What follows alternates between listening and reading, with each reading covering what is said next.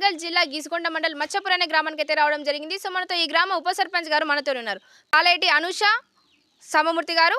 As a ఉప సర్పంచ్ గారు వారి గ్రామానికి ఎలాంటి డెవలప్మెంట్స్ చేయబోతున్నారో వారి మాటలు తెలుసుకున్న ప్రయత్నం చేద్దాం. నమస్తే మేడం, బాగున్నారా? నమస్తే అండి, బాగున్నాను. మీరు బాగున్నారా? లేడీ ఉప సర్పంచ్గా గెలవడం మీకు ఎలా అనిపిస్తుంది? హ్యాపీగా ఉంది. ఫస్ట్ టైం నేనైతే పాలిటిక్స్లోకి రావడం చాలా సంతోషంగా ఉంది. ఓకే మేడం, రాబోయే 5 సంవత్సరాల్లో యాజ్ ఉప సర్పంచ్గా మీరు మీ గ్రామానికి ఎలాంటి డెవలప్మెంట్స్ చేయబోతున్నారు? గ్రామానికి అభివృద్ధి చేయాలనేది మాత్రం ఒకటే లక్ష్యం. కాకపోతే ఏమైనా ప్రాబ్లమ్స్ ఉన్నా కూడా ప్రజల దగ్గర నుంచి అన్నీ తెలుసుకొని వాళ్ళ అవసరాలకు తగ్గట్టుగా చేయాలని. అంటే ఇప్పటివరకు మీ గ్రామంలో ఇంకా ఎలాంటి సమస్యలు అనేవి ఉన్నాయి? ప్రజెంట్ సమస్యలు అయితే ఏం లేవు, దాదాపు అభివృద్ధి చెందిన గ్రామమే. ఎన్ని సమస్య అయితే మా కాలనీలోనే ఉంది.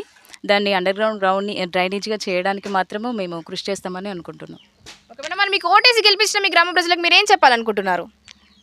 అందరికీ కృతజ్ఞతలు. నేను ఫస్ట్ టైం వచ్చినా కూడా నన్ను నమ్మి ఓటేసి గెలిపించినందుకు చాలా సంతోషం. ఓకే మ్యామ్, మీ పాలకవర్గం మీతో ఎలా ఉంటుంది? చాలా ఫ్రెండ్లీగా ఉంది. అనుభవం లేకుండా ఉన్న వాళ్ళం అందరం చాలామంది కొత్త వాళ్ళం వచ్చాము.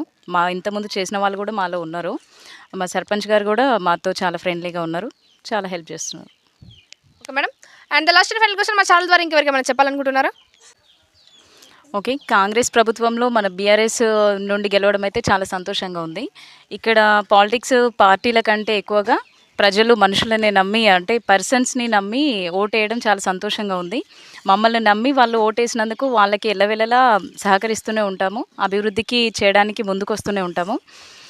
ఇంకా బీఆర్ఎస్ ప్రభుత్వానికి, అంటే గత ప్రభుత్వం అయినా కూడా వాళ్ళకి చాలా థ్యాంక్స్. ఓకే సార్, చూసారు కదండి టుడే ఇంటర్వ్యూ. ఇలాంటి మరిన్ని ఎపిసోడ్స్ నెక్స్ట్ ఎపిసోడ్లో మేము ఉంటామని. Until then take care, bye by.